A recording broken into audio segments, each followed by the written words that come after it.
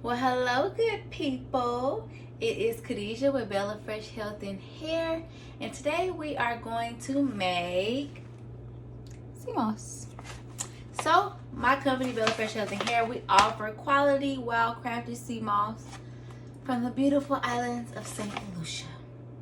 We offer the raw form, and we offer the pre-made gel. But I'm gonna show you how to make the perfect Seamoss gel every time. So, you're going to start off with some raw Seamoss. If you wonder where to get the raw Seamoss, I have it linked below from Bellafresh Health&Hair. But this is a 2-ounce bag, and we're going to use 1 ounce. So 1 ounce of raw Seamoss probably makes about 24 ounces of gel Seamoss. It just depends on what you do to it, how you blend it up, and your consistency. But we're going to go with those measurements for now. So this is what the raw Seamoss looks like. Very, very thin and just thin, okay?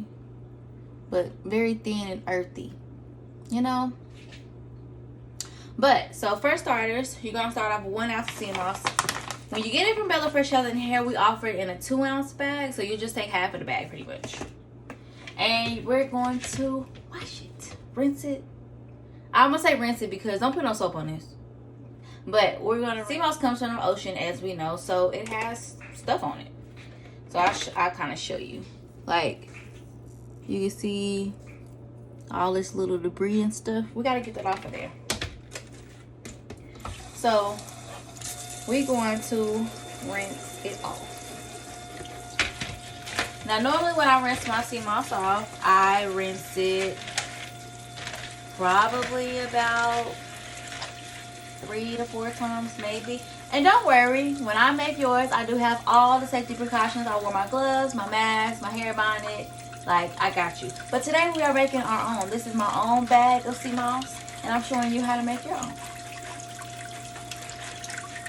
So of course we just rinse it, and then once I've rinsed it a couple times, I will actually go through and inspect it. So you just want to kind of comb through the Seamoss, making sure that you get off anything that is not supposed to be there.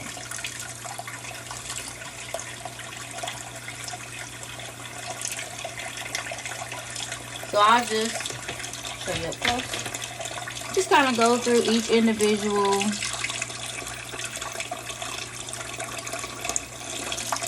particle, whatever.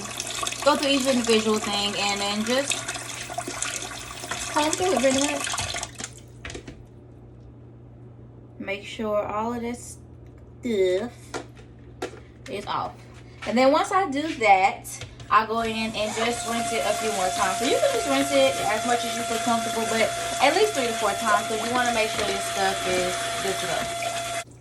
Alright, and I just wring it out just to get that faucet water out. It doesn't retain too much water like that, but it's just something I always get you a bowl, preferably with a lid. But get you a bowl and put your Seamoss in the bowl. And now you want to get you some Ozarka spring water. I find the bottles a little more easy to deal with when making it, but I mean, you do what you want to do. And you're just going to pour it, just use a bottle, okay? Pour it over the Seamoss. And you're going to let this soak. We're going to close our top, and we're going to let our Seamoss soak overnight. Now, the time requirement for soaking Seamoss is about, I would say about 12 to 24 hours. I let mine soak overnight. That's just the easiest thing for me. So I don't have to be timing nothing. I just let it soak overnight and I blend it in the morning. So we're going to let this soak overnight, and we're going to come back in the morning and we're going to blend it up.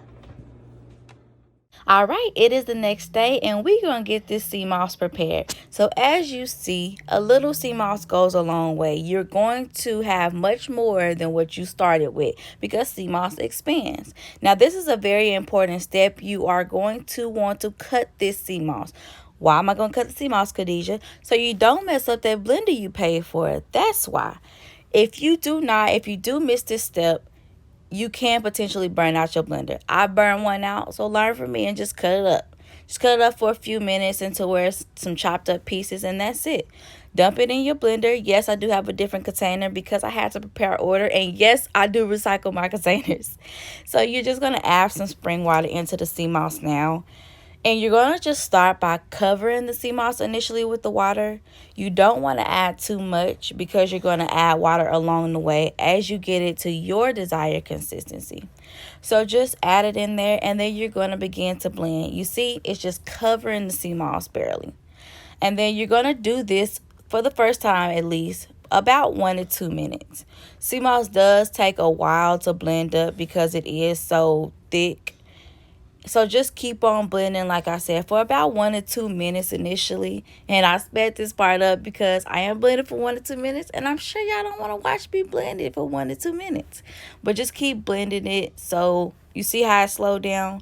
That's when you can tell it's getting to where it needs to be. So after we do this, we're just going to check our consistency now and see where it's at. So this is going to be more of like an applesauce texture. If this is what you want, you can stop here. Personally, this is not what I want. I like mine to be a real smooth, thin gel. So I'm just going to continuously adding water until I get what I desire.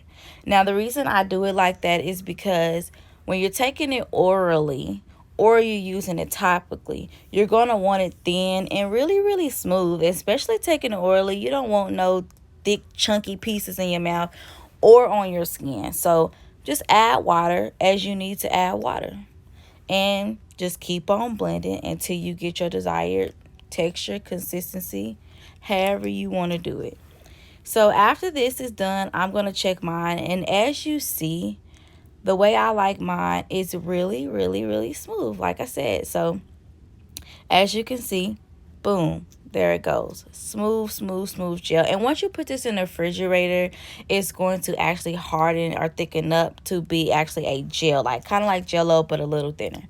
And then there you have it. The Seamoss is done, and now you're just going to store it. So you can get you an airtight container like a mason jar, or if you did purchase the Seamoss from us, you can just use this bag. This is actually where we package our gel in for our customers. So yeah, just use it and then seal it on up. So I just pour my Seamoss in here, and there you have it, people. This is a perfect Seamoss gel every time. No matter if you purchased it from us or you purchased it from somebody else, you can use this video to guide you along the way of making your Seamoss. Like I said, perfect every single time. Enjoy.